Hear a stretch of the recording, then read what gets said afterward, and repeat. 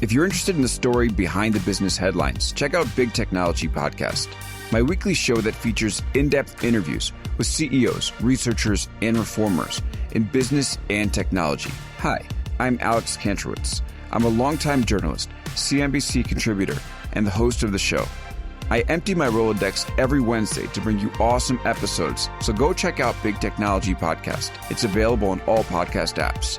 Would love to have you as a listener. From LinkedIn News, I'm Jessie Hempel, host of the Hello Monday podcast.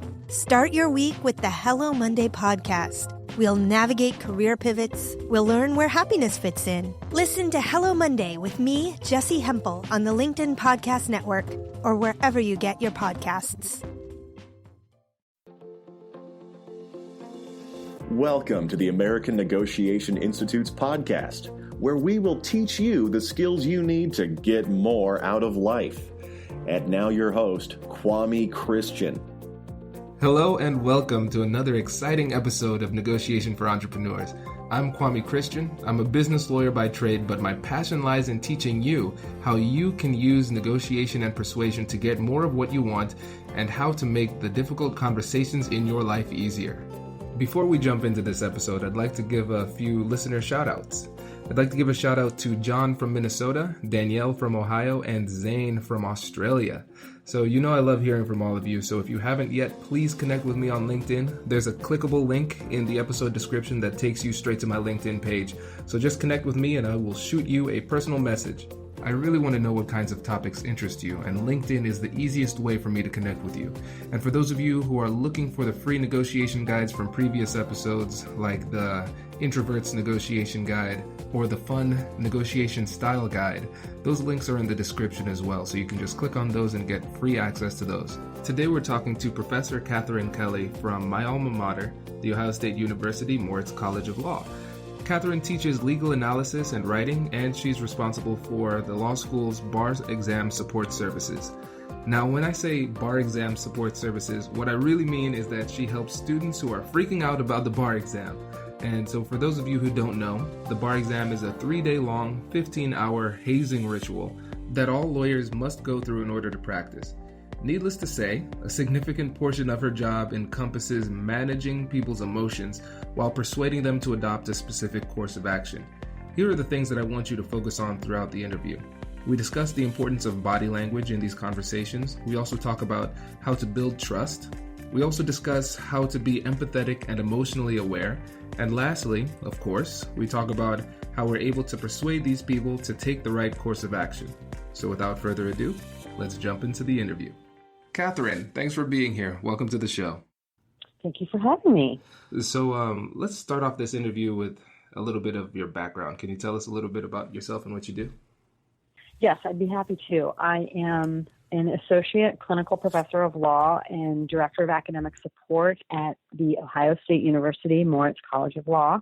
I've been here about 4.5 years now. And in my role at Moritz, I teach 2 first-year classes in legal writing analysis and research, and then I also teach a third-year class on advanced analysis skills, and that's geared toward the bar exam, which is the licensing exam that's required for all attorney to be an attorney to practice law. And as my role in director of academic support, I work with students to prepare for the bar exam itself. And the support I provide, it's not about teaching the test, because law students are smart and they have the knowledge. That's the easy part. What I do is help develop strategies to manage your time, strategies for managing the massive amount of material that students are responsible for learning, strategies for managing fears, anxieties, dealing with the unknown, because that's what the big fear comes out of, the unknown and the unexpected. And so we prepare for that. And so in a nutshell, that's what I do here at the law school. Very nice. And I'm laughing to myself because you described the bar exam as a licensing exam. I think of it very differently because it's more vivid in my memory because it wasn't that long ago. No, and the bar exam is the one experience that every attorney shares. And it is a high barrier to entry at a very late stage for people who are not attorneys. Other professions have barriers to entry, other exams, but they're much earlier in the process. And the pass rate is very high in other professions. And for the bar exam, it's after you finished everything. And you can't even get a job or practice as an attorney until you pass this exam. And the pass rate is, in the low 80s or upper 70s. And so you're looking at a chunk of people who are not going to be able to have gainful employment unless they pass this exam. And so it's a little bit scary, but that's where I come in. Right. And so the average is high 70s. And then what is Ohio State's average? Well, our average is in the 91, 92 percentile for first-time takers. Of course, we have the highest pass rate in the state of Ohio, and it is about 10% over the state average. So our graduates do exceptionally well on this test. Nice. Well, I think you deserve a little bit of credit for that. That's good. I think just a little bit. Nice. Yeah, I remember when I was taking the test, that fact, even though it should have given me a lot more confidence that I went to this school and I should pass because 92 or so percent passed, it made me more scared because I was like, what if I'm in that 8%? That would make me feel really bad. And so that kind of gives some people an idea of like the emotional state that we're in. So when it comes to teaching them the strategies that they need to manage their time, fears, and study, how do you help them to manage their emotions? Like if somebody just received bad news, like they just received news that they failed or they're stressing out about the circumstances, what is your role? How do you work with them? Right. Well, and there are people that don't pass the bar exam, and people don't pass basically for one reason, and that's because they don't prepare. And that sounds kind of crazy. Like, well, why wouldn't you study? And there are a variety of reasons why people don't adequately prepare. A lot of that has to do with a fear of failure. And that also sounds weird. Like, well, if you're afraid of failing, why are you going to fail? When you're afraid to fail, it's because you're afraid to give 100% of yourself because you're afraid that you might not be good enough. So if you look for external reasons, it's not you. You didn't pass because you didn't study, so it's not personal, and it kind of disconnects from that. And I set that up because that's part of the reason that I have to know why you failed in order to help you pass the next time. And that bad news, it is devastating, and it's up to this point, your whole life has been geared toward this.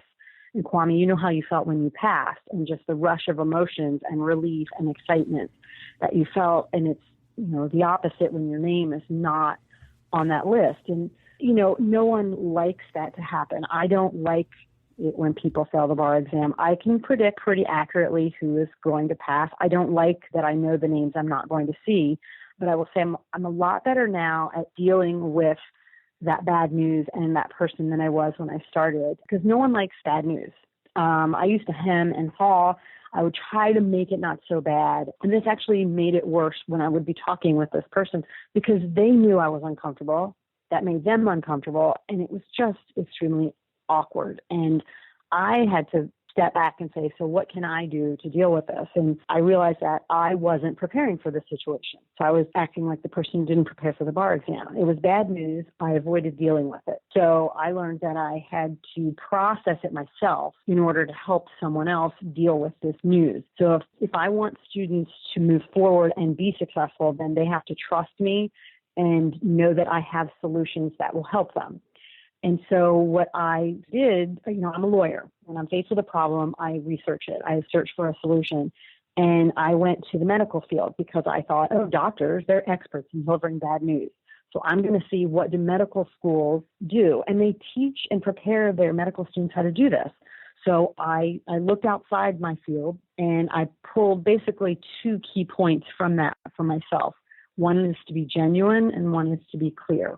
Being genuine, I mean, being authentic, being respectful, treating the person with respect, empathizing with them. And you need to be able to relate to that person. I can put myself in that person's shoes. And that is helpful because when someone receives bad news, they failed the bar exam, they feel utterly alone and no one else understands. And if I can empathize and be real with them, they come out of that aloneness and realize there's somebody else who gets what I'm going through. And then being clear. If I have to say the information, they need to know the information. And they're looking at me not only to give them information, but to be a source of strength, right? To be that support. So I have to be straightforward, professional. It can't be, well, you failed. That was horrible. That was the lowest score ever. That's too straightforward. But I can't kind of beat around the bush. You didn't pass the exam. No, you cannot appeal your score. No, this is not a mistake. Your option is you need to take the bar exam again. I've learned that those are the things I have to be very clear about. Can I appeal this? Well, do you think they'll recount my score? No. I used to say, well, there's a small chance. No, there is not a small chance. So I have to let them know, no, this is the bad news. You have one option, and that is to take the test again. And so in delivering that news, it's kind of being tough, but being soft at the same time. Wow, that was really, really good. There's so much good stuff that I could go into here. I'll just go chronologically in what you said. You said early on, people would be able to tell that you were uncomfortable with the situation. What vibes do you think you were giving off to let them know that you were uncomfortable, which obviously had a negative impact on your ability to deliver the message? Hey you, I'm Andrew Seaman. Do you want a new job? Or do you want to move forward in your career? Well, you should listen to my weekly show called Get Hired with Andrew Seaman. We talk about it all, and it's waiting for you, yes you, wherever you get your podcasts. Brace the rudders! Brace the sails! Raise the sails! Captain, an unidentified ship is approaching. Over. Roger. Wait, is that an enterprise sales solution? Reach sales professionals, not professional sailors. With LinkedIn ads, you can target the right people by industry, job title, and more. We'll even give you a $100 credit on your next campaign. Get started today at linkedin.com/marketer. Terms and conditions apply. Definitely body language. And for me, I would not make eye contact. And I know this about myself. When I'm not comfortable with a situation, I tend to look up in the corner of the room. And I know that as I've practiced just preparing to give presentations or anything, it's always a good idea to get feedback from people. And that is consistent feedback. They could tell when I was uncomfortable because I'd look up. So I knew that I was doing that. And if we're meeting in my office, I realized that I would be kind of squirming in my seat. Just, women have something called a power stance that we do to show that we are in charge and powerful. And you can be standing or sitting. And I need to be sitting up in my chair, making that good eye contact, not, slouched over, leaning over, looking somewhere else, keeping my hands really kind of, it sounds like little details, but like in front of me on my desk, and really physically engaged with the person, knowing that they are the most important person around, even if it's only a one-on-one conversation. If my body isn't squared with theirs, then they know that I'm not focused on them. In my word choices, that comes back to that clarity. It's okay, I just did. It's okay to pause and think, but, I guess those are stall tactics and they're pretty obvious and they're not professional words. So, and I don't care if you're talking about the bar exam or in any type of, any business environment you need to use. At Moritz, we use the term phrase that pays. Those are the words that matter. They're professional words and we need to use them. We don't go, gee golly, or yeah, or I don't know. You need to be that professional so that the person knows, again, that you're the expert and they can trust you and listen to you. I love this. This is really great because body language is huge. And have you seen the TED Talk by Amy Cuddy? I don't think so. Okay. I'm writing it down now. Okay, yeah. So Amy Cuddy, AMYCUDDY. It's a really great talk. She her background is in psychology, and she was talking about what she called power poses and how taking different stances and taking up more space not only makes people more confident in you, but also makes you more confident in yourself because your body actually produces more testosterone when you are sitting in a position that takes up more space, which allows you to speak with more confidence. And I don't remember much more into the psychology and physiology of the science behind it, so I'm just going to stop there. But I know it actually has a physiological and cognitive effect on your perception of the situation and yourself. So positioning yourself well is important. Yeah, and, absolutely. Yeah, that's really interesting. And another thing you said was when you would say or something like that, the equivocation is huge. One of the people in my negotiation seminars one time said, hesitation breeds mistrust. I was like, that's brilliant. You should be teaching this. but it's true. And it's okay but there's a difference, I would say, between hesitation and pausing. And sometimes I think that as Americans, we do things very quickly and very fast, and we're uncomfortable with silence. And so we want to fill that silence, but we shouldn't, because what we think is an hour is 2 seconds, and we need to get comfortable just taking that second instead of blah, blah in that second and doing that, and because then it is hesitation. And so take a moment to gather your thoughts and then say what you mean and make it meaningful instead of just blithering on. Right. That's a good point. And it's an important distinction, too, because sometimes you rush, you make mistakes, and mistakes are hard to fix, especially in these touchy situations. So, yes, taking time intentionally is very, very important to do. One thing you said as well was you would prepare for these conversations. So what would that preparation entail? For me, that preparation is, I'm going to say, personal. So I know the individuals that I'm dealing with because they're students that have been in the school, or I do work with individuals from other schools that I've been introduced to them from someone else. So I can think about that person individually and what they need and what they're feeling and, kind of how they might rebound from this and what they need. And an example I'll give is a graduate of Moritz 2012 who also happened to play Division I football. And I know what this particular person did to prepare for the bar exam the first time, not that much, and was not surprised when he did not pass. But I also know, okay, he is an athlete at a very high level, and the way that I am going to speak with him and deal with him, I'm going to reach him on that level because I can say, all right, let's do it. It's time to suck it up. You can work hard. I don't want any excuses. It's game time. Let's get, put your game face on. I could say that to that individual. I'm not going to say that to somebody who, I'll give another example, whose wife was very ill about 6 weeks during bar study, and the person decided to go ahead and take it again. I will say his wife is fine. I'm not going to say suck it up to that person because I know what their experience was. And so we have to say, okay, let's look at that. And it's going to be a little bit more gentle, I'll say. But I try to connect with each person individually and not just generically, because I have a special education background. And so my whole life has been the formula doesn't work. We need to develop an individual plan. And so that's basically my philosophy and how I deal with everything is developing that individual plan from the formula. I really like that because it shows that you're willing to customize your persuasion strategy for the person that you're dealing with, which is key. It's really important because a lot of times people try to use the exact same tactic every time, maybe because it worked the first time, but it doesn't work that way with everybody else. Right. And I think that there's a basic foundation. It's not that you have to reinvent every single time for every single person. That's pretty much impossible. But you have a foundation, and I use the word in legal writing, a framework. It's not a formula, it's a framework. And framework is something that adjusts depending on the situation and the audience. And so that is the same here. There's certain foundational concepts that are the same, but it also, how you use them depends on who's in front of you.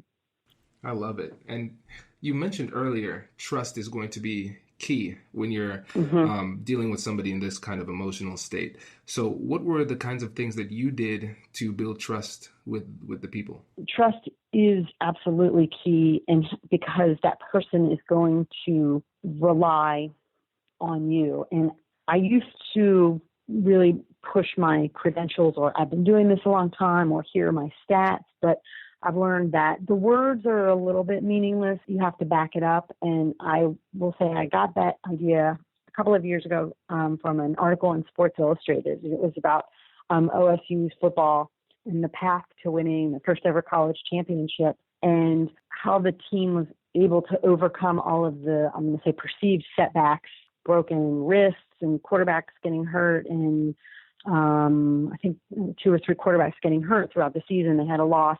And it really came down to Coach Urban Meyer adopted this philosophy called E plus R equals O, which is event plus response equals outcome. And you can be the greatest coach in the world, but you have to, if someone doesn't trust you and your ability, you're not going to be able to push them very far.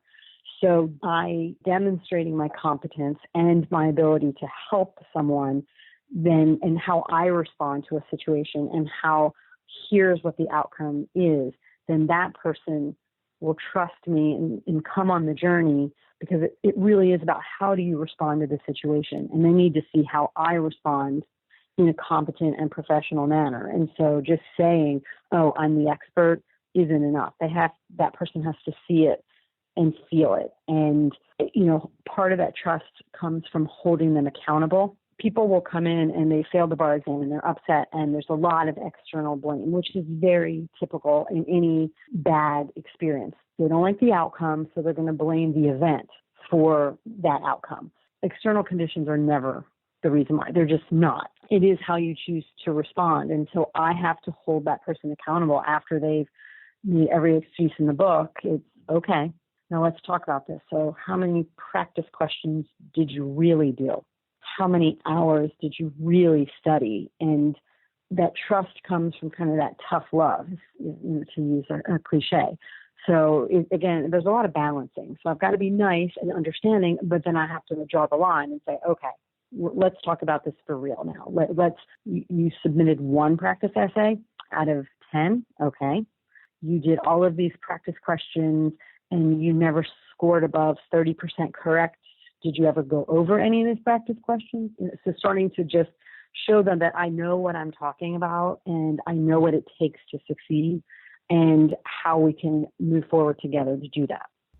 This is really good. And I think there's 2 things that I want to highlight here for the audience, because this is one of the core themes that I keep going back to. One of the things you said is after you've heard all of their excuses. And I think it's really important to dig deep on that one, because you said after they've given the excuses, you didn't jump in the middle of them and tell them why they're wrong. You're like, okay, let me let you exhaust yourself. Tell me what you need to tell me. And then, now I'm going to ask you some questions. And the beautiful thing about that is you build trust by listening. So they believe that you see the value in what they have to say. And then instead of correcting them harshly, you ask them questions, and you know where you want them to go with this logical path that you're creating. And they can kind of get to a point where they convince themselves after they get that all out of their system at first. Oh, I mean, that's absolutely what I want and what they need. I want, not that I want them to think it was their idea, but I need buy-in. And something that I tell my students, whether it's the first day of law school or a bar exam or really in life, I don't want you to do something because I told you to do it. I want you to understand why you should do it and then want to do it. And in my head, I am saying, well, I told you needed to study. I told you to do these practice problems, but I can't say that. And I don't want someone to tell me they already failed. They know they messed up. So they don't need any more reminders. What they need is someone who is going to let them feel and process, right? You got to let them go through that. You can't, I'm going to use the term hijack emotions. You can't do that because you can't hijack someone's emotions and tell them how to feel. They'll get there. You know how you want them to feel, but they have to get there. Part of it on their own, but they need some guidance because you can be sad. My mom used to say, you're allowed to wallow in self-pity for a little while, but then you got to climb out of that pit. And so I'm going to let them feel sorry for themselves. But then you got to stop. There have been times where I have said to someone, we are going to pick a date, Monday, November, this year, Tuesday, November 1st, and you're going to stop your self-pity because you can't let that go on. So that process has to move forward. And sometimes you have to kind of give that a little nudge. And what I found is that when people know it's okay to feel really bad and to be upset and to be angry and to blame or whatever, okay, they get it out of their system, and then they know, all right, but I got to put this behind me because I've got to move forward. Because you can move forward when you're really upset or angry, but that's a very heavy burden. And I'd rather walk without that burden. I'd rather set it down, and it's a lot easier. And so that's that mindset that we have to come to. That's really interesting. And what else is interesting to me, because for those people who are listening to this late, it is almost the end of October. And then you would give them about 2 weeks or so to wallow. Was that right? Oh, no. Well, it would depend on the person. Okay. There are some people that I would give them, so for Ohio, bar exam results are coming out on Friday. When people don't pass, I usually don't hear from them right away, and I'm not going to reach out to them because I don't know if they're ready. So they will come to me. And so let's say that somebody calls me on Monday and we talk, and I would, I'll give them maybe a week, because we don't have to start studying right away, but I know that the longer the negative emotions continue, it's just a deeper hole because you're digging, and the longer it's going to take us to get out of it. And the reality of this particular situation, it's a bar exam, it's a test. Come on. Like, you don't need 2 weeks for this. This is not a diagnosis of an inoperable brain tumor. And I will put it in that perspective. And I have said, if this is the worst thing that has happened to you in your life, then you have lived a very lucky life. And I have one time had a student, I said that because he was getting a little whiny. And I said that, and he paused and he looked at me and he goes, "This is the third worst thing." And I said, "Well, okay, third worst." And I was curious as to what the other two were. And I said, "Well, then you have lived a wonderful life if this is the third worst." But that is putting it in that perspective. They don't need that much time because we have work to do and we need to get started. And for the listeners out there who aren't familiar with law, who don't really, who aren't really getting the context, let me set the stage a little bit better too. Because one thing you said is you typically don't reach out to them until they're ready. And people might be wondering, well, how do you know if they passed? Well, let me tell you, this test is offered only twice a year, in July and February. And the way you find out whether or not you passed is the Supreme Court writes a list and publishes it online, and everybody who passed is on that list. So anyone in the world can see at the same time you did whether or not you passed or not. So that's an added layer of pressure. And so the people who pass, it's not a private failure. It's public. So that's why it hurts so much when you don't pass the first time. And I will tell you, when you say that, the public failure is something that a lot of my students, that's what they're afraid of. Well, what will other people think? And my response to that is, well, let's talk about that. Put yourself in that person's shoes. If your best friend or your brother or your mother did not pass, what would be your first thought? And 100% of the time, the student's response to me is, well, I'd want to make sure they're okay. I'm like, exactly. Would you think less of that person? Well, of course not. I would be worried. I want to make sure that they know that it's okay. And so I'm like, okay, please listen to what you just said. And so that alleviates a little bit of the anxiety ahead of time. Even though it is that public failure, the people that matter to you don't think less of you. They are concerned about your well-being. And that's what I want. And I even bring that out, when people fail and they come to me, I'm like, no one is judging you. No one. People want to make sure you're okay. And they really have faith in you and believe in you and want to make sure that you're going to do this again because they know that you're going to pass. So let's take that public failure and turn it into really a positive and how it is a support system. That's a really great example of a powerful open-ended question, because with that question, you had them walk through a different reality that they haven't really considered. And they essentially are doing the work for you. They're telling themselves that it's not that bad. That's a great question. Well, and that's because they have to do the work, right? I can't do it for you. Believe me, I would love to, but really it comes down to you doing it and realizing that you can do it. Right.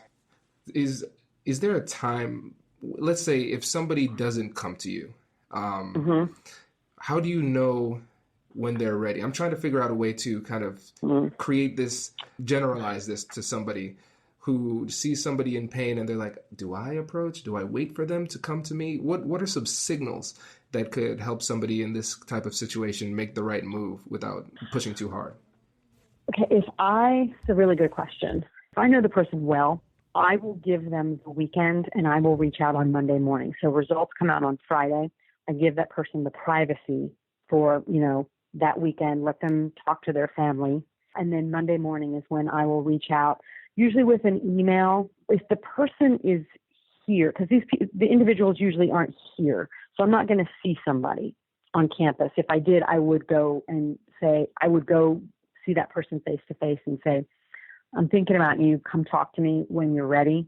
So that would be the initial reach out. If I don't know the person very well, I'll give it a couple more days. I think it's similar to the grieving process. When someone close to you and you're grieving, someone has passed away. If it's my good friend, I'm in that close circle, I need to get there sooner.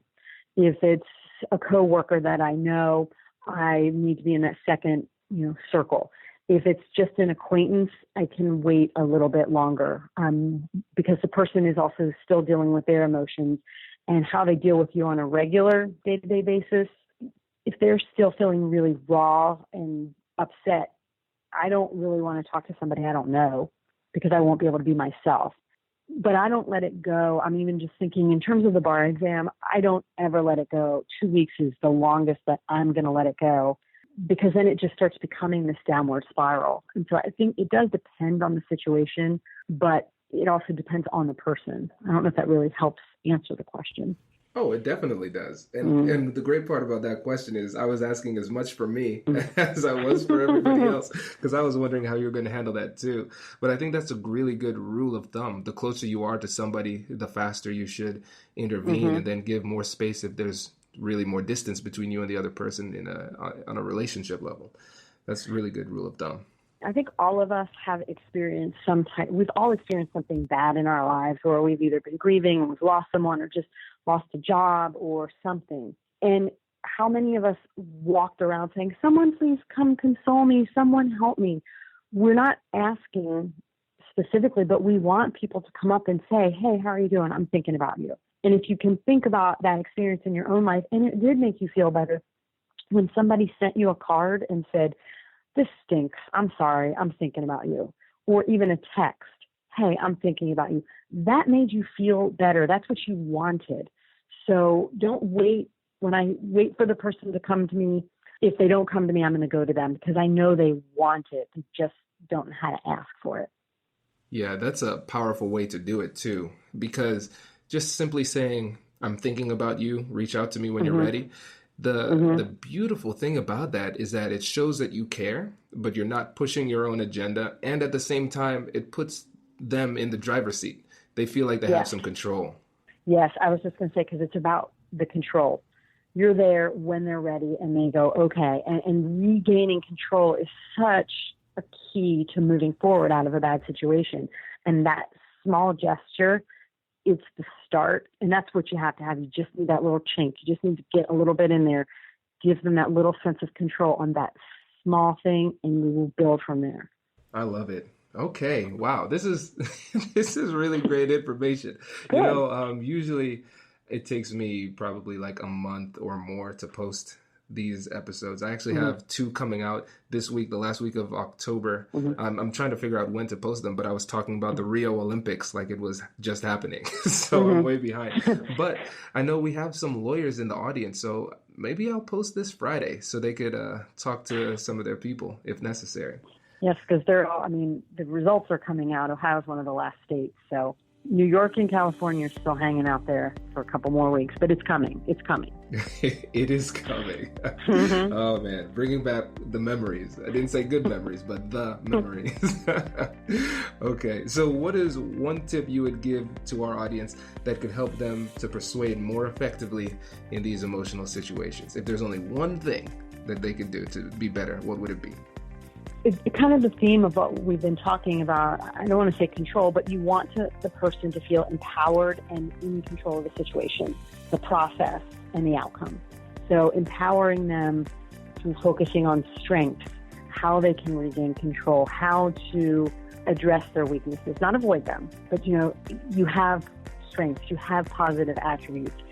Empower them, to motivate them, because we all know in any realm, whether it's law or business or education, generating a sense of accomplishment is what motivates people. So helping them find that control on that positive level is what's going to motivate them to move towards success. This is great advice. Thank you so much for this. I really appreciate it. Oh, no, thank you for having me. This has been really fun, actually, preparing me for the next couple of days. Right. It's coming up. Well, you will be in our hearts and minds in the next coming days, because I know you're going to be going through it too.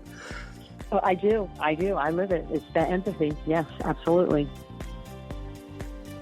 I hope you enjoyed that episode. If you're finding this information helpful, please leave a review and subscribe.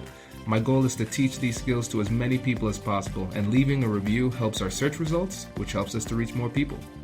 Success and failure is determined by how well we handle the critical conversations in our lives.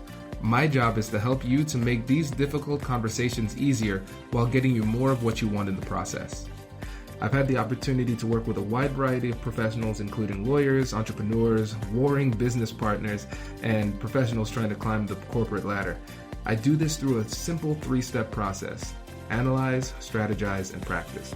So first we analyze the situation to get a lay of the land and understand what we're dealing with. Then we use the information from our analysis to create a customized strategy for your situation. And then we practice, which will give you the confidence you need to stand firm when the heat is on in these difficult conversations. If you don't prepare properly, you run the risk of missing out on these critical opportunities. Remember, negotiation is the art of deal discovery, not deal making.